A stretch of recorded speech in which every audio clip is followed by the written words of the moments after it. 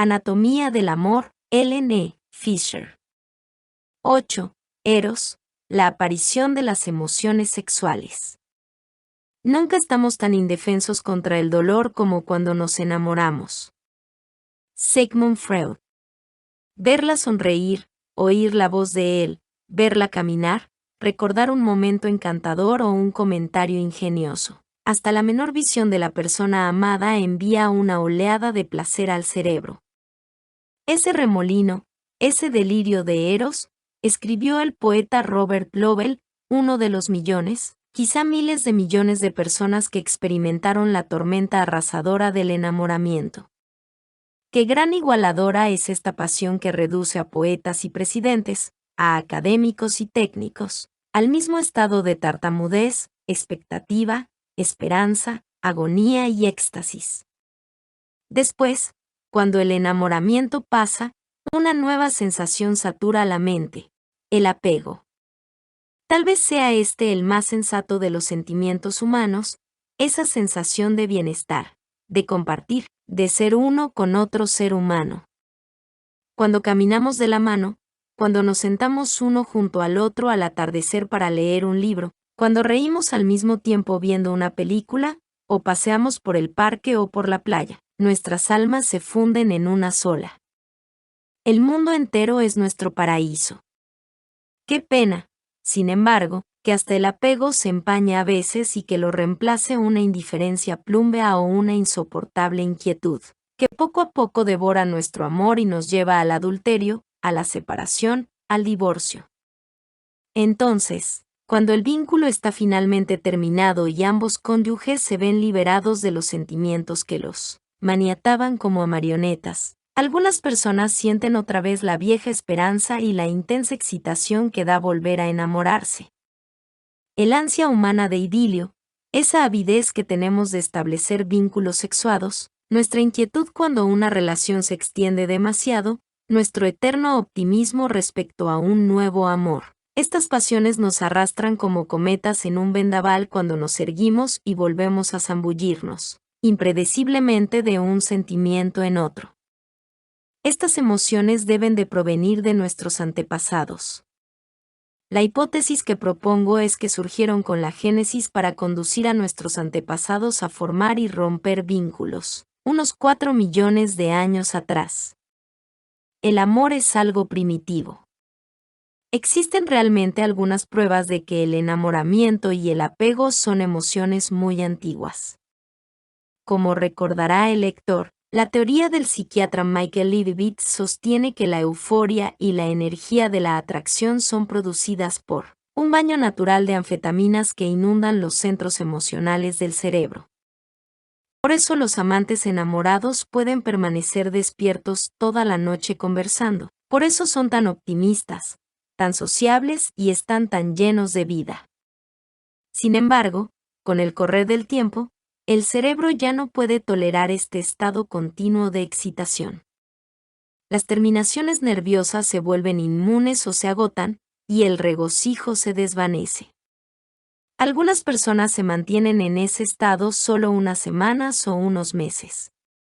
Los que bloquean el deseo respecto al objeto amoroso, por ejemplo, porque están casados con terceros, pueden sostenerse en ese estado de éxtasis respecto al ser amado durante varios años. Pero la mayoría de las personas que se ven con frecuencia sienten la euforia de la atracción durante 2 o 3 años. Después, cuando el entusiasmo y la novedad se desvanecen, el cerebro incorpora nuevos elementos químicos, las endorfinas, sustancias naturales semejantes a la morfina, que serenan la mente. Leibovitz sostiene que mientras las endorfinas irrumpen en las vías primarias del cerebro, inauguran la segunda etapa del amor, el apego, con sus sensaciones de seguridad y paz. No solo estas emociones sexuales se hallan emplazadas en el cerebro, lo cual demuestra la antigüedad de la atracción y del apego, sino que además ocurren en personas del mundo entero. Nisa, la mujer, Conde del desierto de Kalari de la que ya hablé, describe sucintamente la doble faz del desarrollo al que está sujeto el idilio diciendo: cuando dos personas primero están juntas, Sus corazones se incendian y la pasión que los une es muy poderosa. Después de un tiempo, el fuego se atenúa y así permanece. Siguen amándose, pero de una manera diferente, cálida y dependiente. Son pocas las personas que han observado también las etapas del amor romántico. Pero la inmensa mayoría de la gente acepta que la pasión romántica existe. Más aún, según un estudio reciente llevado a cabo en 168 sociedades, el 87% de estas culturas tan variadas dieron pruebas directas de que sus integrantes están familiarizados con ese estado parecido a la insania. De modo que el enamoramiento y el apego tienen componentes fisiológicos, y dichas emociones son comunes a toda la humanidad. Más aún, Leibovitz afirma que estos dos sistemas químicos cerebrales perfectamente diferenciables aparecieron en el animal humano por una simple razón. Para el hombre primitivo había dos aspectos de la relación con el sexo opuesto que eran esenciales a la supervivencia como especie. El primero era que machos y hembras se atrajeran mutuamente el tiempo suficiente para que copularan y se reprodujeran. El segundo era que los machos se encariñaran tanto con las hembras como para que permanecieran cerca mientras ellas criaban a sus hijos, los ayudaban a obtener alimentos y resguardo, mantenían alejados a los intrusos y les enseñaban ciertas habilidades a sus vástagos. Yo avanzaré un paso más. Tal vez la tendencia a separarnos de los cónyuges también tiene un componente fisiológico que surgió hace unos 4 millones de años cuando nuestros primeros antepasados homínidos comenzaban a aparearse y luego a abandonarse mientras criaban a sus hijos. Mis ideas a este respecto fueron inducidas por los trabajos de un etólogo, Norbert Bischoff. En su afán de explicar por qué las aves abandonaban sus nidos al terminar la temporada de reproducción y se unían a una bandada, y por qué las criaturas dejaban la seguridad que les proporcionaba su primer hogar al terminar la infancia, Bischoff señala que los animales sienten un exceso de seguridad, al que responden apartándose del objeto de cariño. Denominó a esta retirada la respuesta por empacho. Sospecho que el mismo fenómeno podría presentarse en la humanidad. Llegado a un punto en una relación larga, los receptores cerebrales de la endorfina probablemente pierden la sensibilidad o se sobresaturan y el apego se desvanece, preparando al cuerpo y al cerebro para la separación o el divorcio. Se trata de una caducidad establecida en las terminaciones nerviosas para estimular en épocas pasadas la monogamia en serie. Tal vez. Los occidentales adoramos el amor. Lo simbolizamos, estudiamos, idolatramos, idealizamos y aplaudimos, lo tememos y envidiamos, vivimos y morimos por él. El amor es muchas cosas para muchas personas.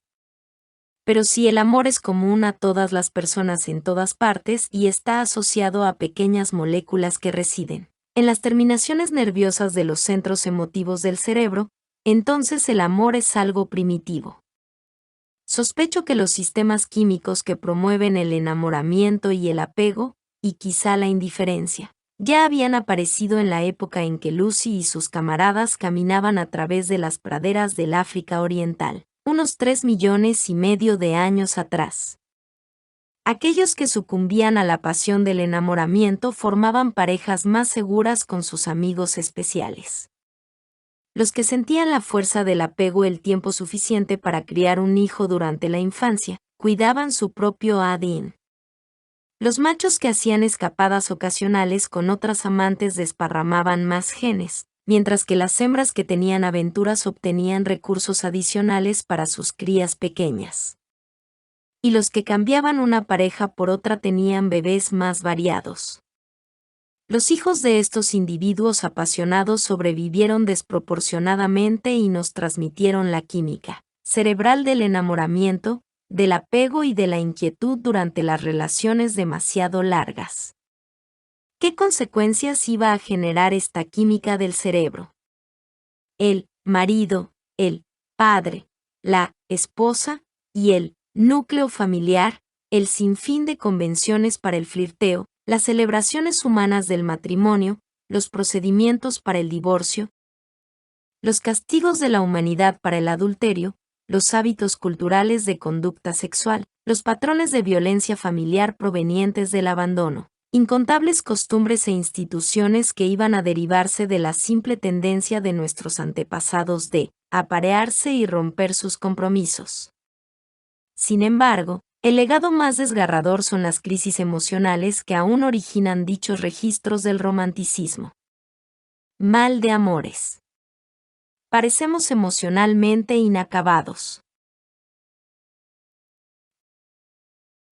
Los enamorados tienden a sufrir durante los periodos de separación, por ejemplo, los viajes de negocios o las vacaciones. Leibovitz piensa que durante la separación los enamorados se ven privados de la dosis diaria de drogas narcóticas naturales. Los niveles de endorfina bajan. Entonces, cuando se manifiesta la privación, los enamorados se añoran profundamente y en algunos casos llegan a desesperarse. Es posible que este circuito romántico sea en parte la causa de que algunos hombres y mujeres se muestren dispuestos a tolerar los malos tratos psicológicos y físicos. Algunos amantes rechazados se comprometen a cosas ridículas o aceptan castigos horribles por temor a perder al ser amado. Leibovitz cree que estos, adictos al amor, sufren de bajos niveles de las drogas narcóticas naturales, de modo que se aferran a la persona amada porque lo prefieren antes que el riesgo de la baja de dichos opiáceos. Como los adictos a la heroína, están químicamente casados con sus parejas. Algo que es igualmente sorprendente es que las personas castigadas lleguen a asociar el sufrimiento vivido con el placer, de modo que mientras son maltratados el nivel de las endorfinas puede llegar a subir de verdad, llevándolos a buscar más dolor y la correspondiente plenitud. Los psiquiatras también piensan que la tristeza tiene un componente fisiológico conectado con el sistema cerebral de los afectos. Las personas se ponen tristes durante el duelo por un ser querido. Algunos apenas pueden trabajar, comer o dormir. Tal como lo describe el psiquiatra John Bowlby, la pérdida de un ser querido es una de las experiencias más dolorosas que puede vivir un ser humano. La soledad que sienten las personas cuando no están enamoradas también debe de ser causada, al menos en parte, por moléculas del cerebro. El amor homosexual. Tan intensos son estos sentimientos de amor, tan básicos de la naturaleza humana, que todos los conocemos, sea nuestro objeto de amor una persona del sexo opuesto o uno del propio. Los científicos saben muy poco sobre las causas de la homosexualidad, así se trate de amor entre hombres o entre mujeres. Algunos investigadores informan que los homosexuales varones provienen con mayor frecuencia de hogares en los que el padre estaba ausente, o era un ser frío y distante, mientras que la madre mantenía con el hijo un vínculo primario, de asfixiante intimidad. Otros sostienen que la vida de familia de homosexuales y heterosexuales no manifiesta diferencias esenciales. En la actualidad, en cambio, algunos científicos consideran que la homosexualidad está asociada, en parte, con cambios en el cerebro del feto. Algunas semanas después de la concepción, las hormonas fetales comienzan a esculpir los genitales masculinos y femeninos. Hoy se piensa que dichas hormonas podrían conformar también el cerebro masculino o femenino del feto. Sin embargo, cualquier complicación en este baño hormonal modifica la orientación sexual de la persona en su vida posterior. Se ha escrito una enorme cantidad de material sobre el tema de la homosexualidad, pero por ahora no existe consenso alguno.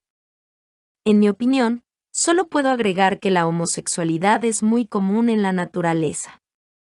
Las gatas criadas sin contacto con machos exhiben patrones de conducta que indican la existencia de excitación homosexual. Las gaviotas hembra a veces se aparean como las parejas lesbianas. Los gorilas machos se juntan en bandas y tienen relaciones homosexuales. Las hembras de chimpancé pigmeo mantienen relaciones homosexuales con frecuencia.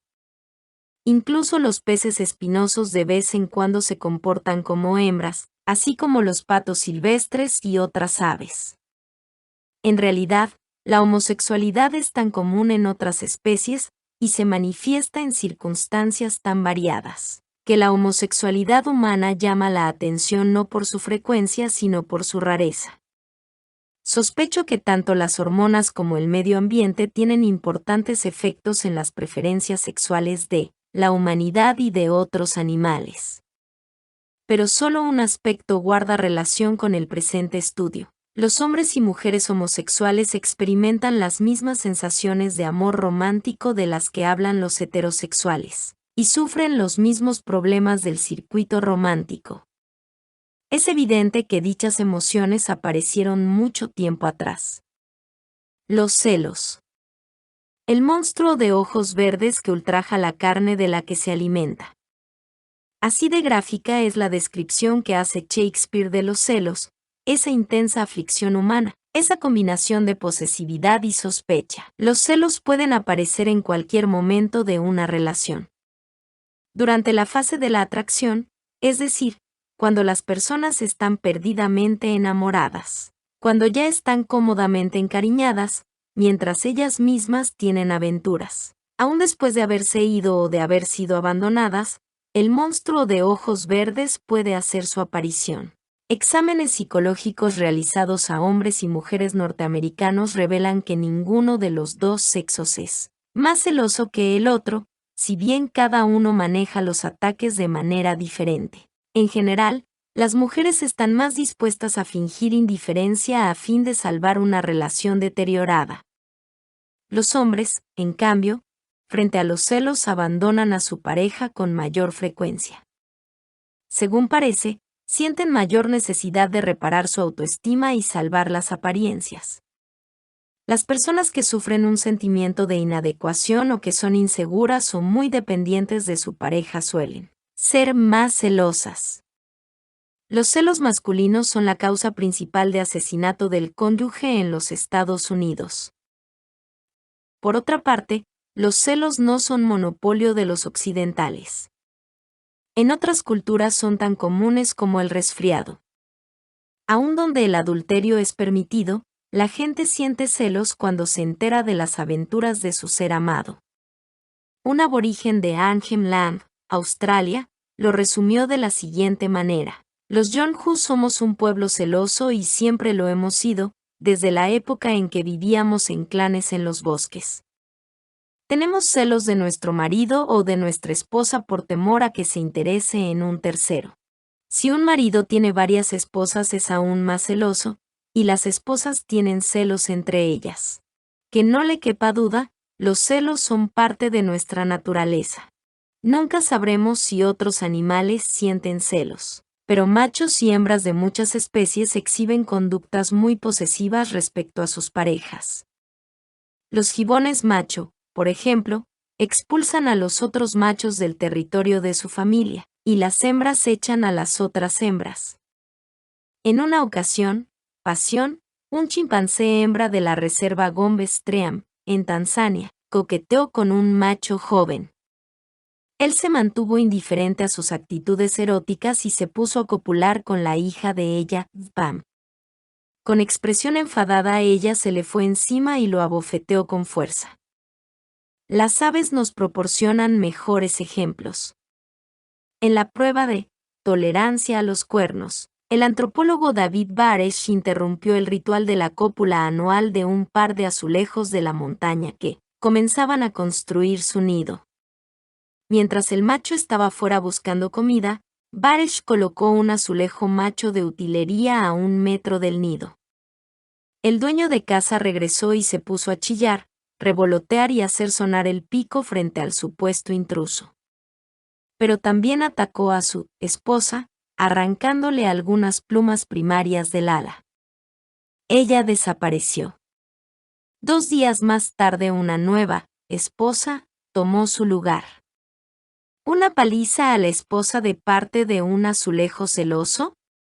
Esta posesividad tiene una lógica genética.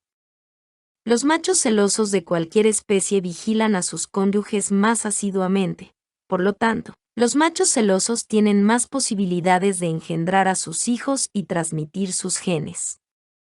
Por su parte, las hembras que no toleran la presencia de otras hembras obtienen más protección y beneficios.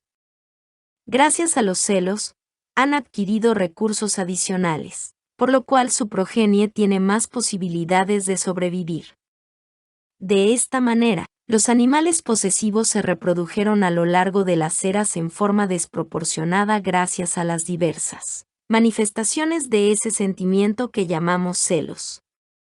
De igual manera, los celos de hombres y mujeres modernos adoptan diversas características. El hombre norteamericano suele ser más celoso si su pareja le es sexualmente infiel, y la mujer es más celosa si su cónyuge se compromete emocionalmente con otra mujer. Los celos probablemente ya habían alcanzado su forma humana cuando Lucy y sus amigas comenzaron a perseguir muchachos y a aparearse con ellos, unos 3,5 millones de años atrás. Si un marido volvía de robar la casa ajena y sospechaba que su hembra le era infiel, puede haberse enfurecido, atacando a su rival con palos y piedras, alaridos y gruñidos. Y si Lucy hubiera descubierto a su marido con otra hembra, tal vez los habría atacado de palabra para luego tratar de aislar a su rival del grupo. Los celos sirven para poner límites a la infidelidad de las mujeres y al abandono por parte de los machos, poniendo en juego lo que sea que, en el cerebro del macho y de la hembra, contribuye a aumentar la intensidad del ataque de celos. Es difícil separarse. ¿Qué torbellinos ha forjado la evolución? El deseo de una pareja, la dependencia emocional del cónyuge, la tolerancia a los malos tratos físicos y psicológicos, la melancolía, el dolor. Los celos son reacciones emocionales poderosas que pueden desencadenarse cuando el sistema amoroso del cuerpo se ve amenazado. Pero para algunas personas el ciclón emocional tal vez más poderoso al que pueden verse expuestas es que el ser amado se vaya para siempre. El sociólogo Robert Weiss, divorciado, se abocó al estudio de la separación marital en los integrantes de la organización Padres sin Pareja. Después, en función de conversaciones con 150 personas que participaron de sus seminarios para separados, comenzó a entrever ciertas constantes en la separación. En primer lugar, confirmó la subsistencia de un sentimiento de cariño en el cónyuge abandonado. A pesar de las amargas desilusiones, las promesas no cumplidas, las enconadas discusiones y diversas humillaciones, el hogar sigue estando donde está la pareja. Cualquier otro lugar es el exilio. Lo más interesante es que el vínculo amoroso se disuelve siguiendo un patrón, una configuración específica que podría haber evolucionado a lo largo de los milenios. Si la relación termina abruptamente, el shock es la primera sensación que abruma a la persona rechazada. Mudo de asombro, él o ella reaccionan negando los hechos durante varios días, en algunos casos durante tanto como 2 semanas. Pero con el tiempo la realidad se instala. Ella o él se han ido. Luego comienza la etapa de la transición. El tiempo pesa sobre los hombros. Muchas de las rutinas diarias se han evaporado, y uno apenas sabe qué hacer con el vacío. Una mezcla de rabia, pánico, pena, dudas acerca de sí mismo y una tristeza desesperante embargan al individuo rechazado. Weiss afirma que algunas personas abandonadas entran también en un estado de euforia o experimentan una sensación de liberación. Pero esta alegría no es duradera. Los humores varían continuamente, y una decisión tomada hoy se desvanece mañana. Algunos se dan a la bebida o a las drogas, al deporte o a los amigos, otros recurren al psiquiatra, a consejeros o a libros de autoayuda, muchos simplemente se echan en la cama a llorar. Y mientras se lamentan, no paran de darle vueltas a la relación, de un modo obsesivo. Hora tras hora se dedican a rebobinar viejos recuerdos, examinando las tardes compartidas y los momentos conmovedores, las discusiones y los silencios, las bromas y los comentarios irónicos, buscando hasta el infinito las claves de por qué él o ella se fueron. ¿Qué fue lo que falló? ¿De qué otra manera podría haber manejado las cosas?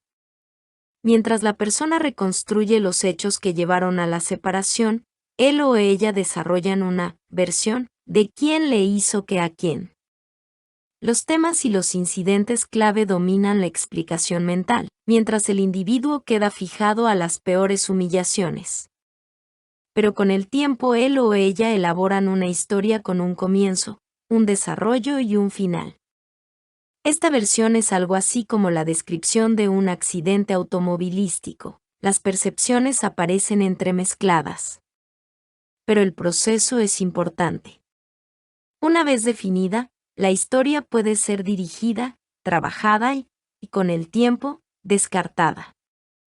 En algunos casos la fase de transición dura un año. Cualquier retroceso, como por ejemplo el fracaso de un intento de reconciliación o el rechazo por parte de un nuevo enamorado, puede arrojar al ser sufriente a un nuevo pozo de angustia.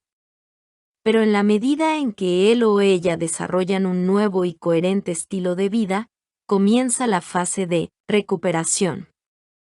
Poco a poco el individuo abandonado adquiere una nueva identidad, algún grado de autoestima, nuevos amigos e intereses, y algo de flexibilidad. El pasado comienza a aflojar su nudo corredizo.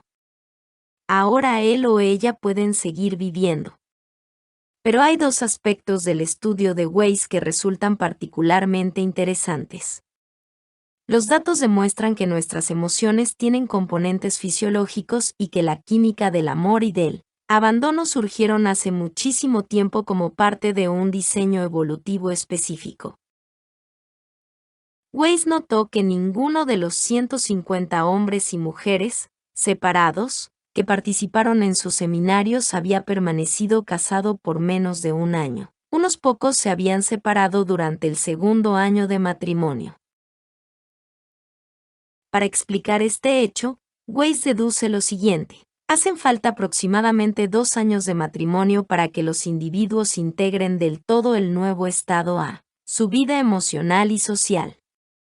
Sospecho que la química cerebral tiene que ver con esto. Como recordarán, en general transcurren un par de años antes de que el punto máximo del enamoramiento ceda y las drogas del apego comiencen a actuar, ligando profundamente a los individuos. Tal vez esta sea también la razón de que tan pocas parejas divorciadas dentro de los 2 años de matrimonio hayan participado de los seminarios de Weiss. Como nunca llegaron a la etapa del apego, no necesitaron ayuda en el proceso de la separación. Todavía más interesante resulta que, según notó Weiss, el proceso completo de la separación normalmente toma de 2 a 4 años, con un promedio que está más próximo a los 4 que a los 2. El número 4 aparece otra vez. No solo tendemos a formar parejas que duran 4 años, sino que además nos cuesta aproximadamente ese mismo tiempo disolver el vínculo.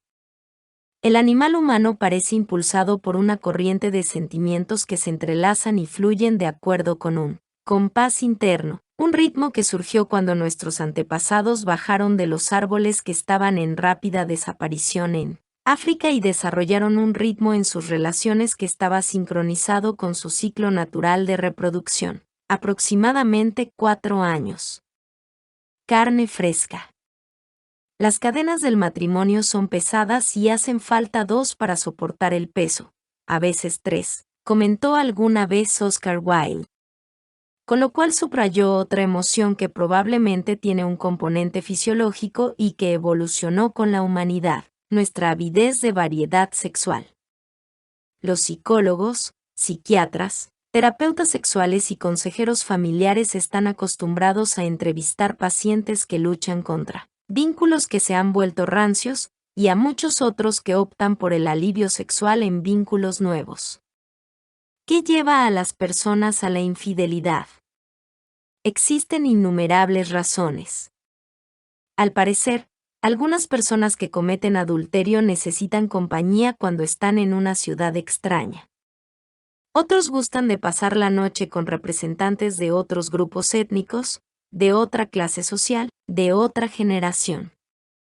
Algunos procuran solucionar un problema sexual, o desean contactos íntimos, situaciones excitantes, o buscan venganza. El capítulo 4, que trata el tema del adulterio, enumera numerosas razones de orden psicológico por las cuales hombres y mujeres llegan a la cama con amantes auxiliares. Pero parece probable que también existe un componente biológico en la infidelidad que habría evolucionado a lo largo del tiempo y de incontables aventuras. El trabajo del psicólogo Marvin Zuckerman y sus colegas nos proporciona pruebas sobre el aspecto fisiológico del adulterio y sobre las diferentes respuestas de la gente a las situaciones nuevas. Muchas personas las evitan. Pero los que buscan el estímulo de las emociones fuertes se pueden clasificar en 4 grandes categorías. Están los que ansían los deportes y las actividades al aire libre que ofrecen velocidad y peligro. Otros prefieren experimentar sensaciones internas por medio de drogas, viajes, las artes y estilos de vida transgresores.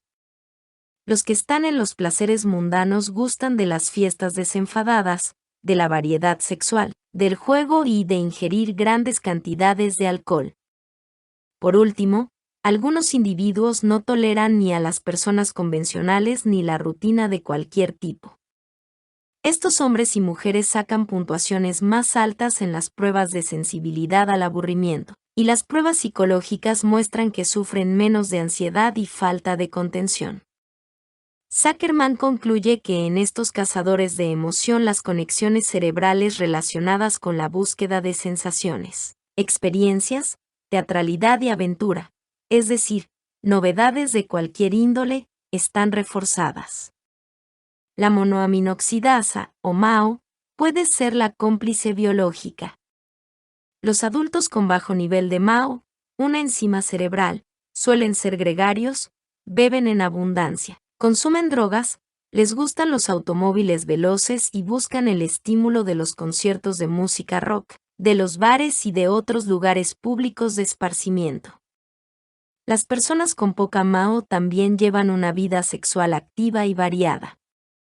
Parecen estar fisiológicamente preparados para generar aventura y excitación. Todo ello tal vez comienza en la infancia. Los bebés recién nacidos con bajos niveles de MAO son más excitables y caprichosos. Los seres humanos no son las únicas criaturas que parecen diferir en su relación con el peligro. Algunos gatos, perros, monos, lobos, cerdos, vacas y hasta peces buscan lo novedoso más que sus congéneres. Algunos se interesan indefectiblemente por lo desconocido mientras que otros lo rehúyen. La timidez es un rasgo congénito de carácter. ¿Por qué alguien con una relación relativamente satisfactoria habría de arriesgar su familia, sus amigos, su carrera, su salud y su tranquilidad por seguir adelante con una aventura ocasional? Los norteamericanos desaprueban la infidelidad, y sin embargo se embarcan constantemente en aventuras extramatrimoniales. O sea que algo debe de haber en el cerebro que promueve semejante locura. Sea cual sea la fisiología cerebral subyacente, el componente genético de la infidelidad probablemente comenzó a aparecer poco después de que nuestros antepasados primigenios dieron los primeros pasos por el camino que conducía a la humanidad. Estamos solos en nuestra inclinación a flirtear, a amarnos y abandonarnos unos a otros. El potro que patea la tierra, inhala profundamente el aroma de una yegua en celo y la monta siente el mismo enamoramiento. Siente apego el zorro que husmea una apetitosa rata muerta camino de su madriguera y de la hembra que lo espera hambrienta. ¿Sienten cariño uno por otro los cocodrilos del Nilo que crían a sus hijos en equipo? ¿Se alegran los azulejos de abandonar el nido en otoño? Conocieron cientos de millones de animales a lo largo de millones de años el éxtasis del enamoramiento, la serenidad del apego, la tensión del flirteo, el dolor del abandono. Varios factores llevan a pensar que un amplio espectro de animales son capaces de experimentar las sensaciones del amor. Todas las aves y mamíferos presentan un hipotálamo en las profundidades del cerebro, a veces llamada el caldero de las emociones. Esta pequeña glándula desempeña un importante papel en la estimulación de las conductas sexuales. El hecho de que este nódulo ha evolucionado muy poco en los últimos 70 millones de años y es tan similar en todas las especies sugiere una continuidad entre hombre y bestia. El sistema límbico del cerebro, que gobierna las sensaciones de lujuria, cólera, miedo y éxtasis, es rudimentario en los reptiles, pero está bien desarrollado en aves y mamíferos, lo cual también sugiere que otras criaturas son capaces de sentir emociones intensas. Por último, está generalmente aceptado que las emociones básicas de miedo, alegría, tristeza y asombro van unidas a expresiones faciales específicas. Y dado que los seres humanos y otras especies comparten varias de estas expresiones faciales, como el gruñido, es posible que también compartan algunas de dichas emociones. Quizá todas las aves y mamíferos del mundo fueron condicionados por un par de sustancias químicas que fluyen a través de sus diversos sistemas nerviosos dirigiendo la trama y el desarrollo de la atracción, el apego y la indiferencia necesarias para la consumación de sus ciclos reproductores. Y si los animales aman, Lucy amaba. Es probable que haya flirteado con los muchachos que conocía cuando, a comienzos de la sequía, se congregaban los diferentes grupos. Y es posible que se haya enamorado de alguno que le regalaba carne. Puede haberse acostado junto a él entre los matorrales para besarse y abrazarse y luego haber permanecido despierta toda la noche, eufórica. Mientras ella y su amigo especial recorrían juntos la llanura buscando melones, bayas y carne de antílope fresca, debe de haberse regocijado. Cuando se abrazaban para soñar juntos, probablemente sentía el calor cósmico del apego. Tal vez se aburrió a medida que pasaban los días, y conoció la alegría de escaparse al bosque para copular con otro. Probablemente se sintió muy triste cuando ella y su compañero se separaron una mañana para integrarse a grupos diferentes, y luego volvió a enamorarse. No me sorprende que sintamos con tanta intensidad. Después de todo, la reproducción es el objetivo principal de todo organismo. La naturaleza habría hecho mal las cosas si no nos hubiese provisto de mecanismos poderosos que nos hicieran reproducir una y otra vez. ¡Qué programación más asombrosa! La desgarradora pasión del enamoramiento, la profunda intimidad del apego, la seductora inclinación a la infidelidad, el tormento del abandono, la esperanza de una nueva pareja. Los hijos de los hijos de los hijos de los hijos de Lucy habría de legarnos, a cada uno de nosotros y a través de las eras y de los laberintos del azar y las circunstancias, la semilla de la mente humana. Y de esta historia evolutiva surgiría una lucha eterna del espíritu humano, la inclinación a casarnos, a ser infieles, a divorciarnos y a formar nuevas parejas. No es de extrañar que rindamos culto al amor. No es de extrañar que tantas personas hayan conocido el dolor de un corazón destrozado. Si el amor es un proceso cíclico del cerebro humano que evolucionó para generar la variedad de nuestra especie, la pasión romántica debe ser poderosa y pasajera. Nuestro temperamento inquieto e inestable había de crear algo más que emociones sexuales. También dio lugar a la evolución de nuestra anatomía sexual humana, atributos físicos destinados a seducir a las parejas potenciales con cantos de sirena. La próxima parte. Anatomía del amor, Ellen Fischer.